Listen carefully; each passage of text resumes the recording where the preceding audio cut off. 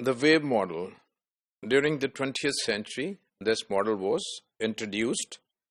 The wave model has had little acceptance as a model for language change overall. So, it was not much accepted by the linguist.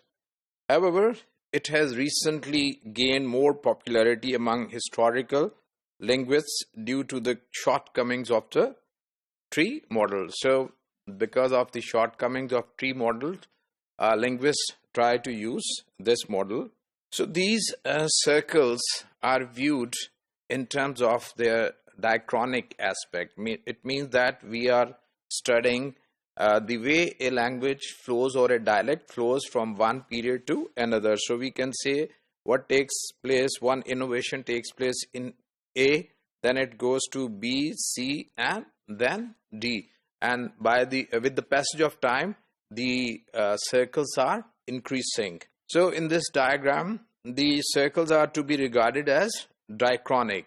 That means that they are coming one after the other. We are like a philologist, we are studying a language in different period of its history. It's not a synchronic study of language that studies the language in a certain point in time. So they increase in diameter over time, like the concentric waves on a water surface struck by a stone.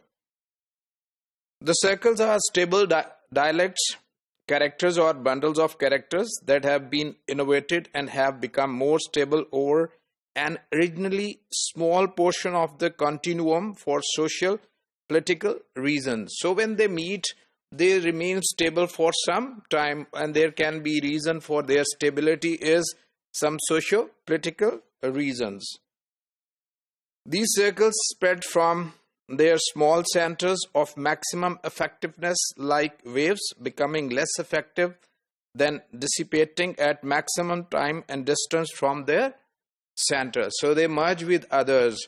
The more they become away from their center, the more they spread.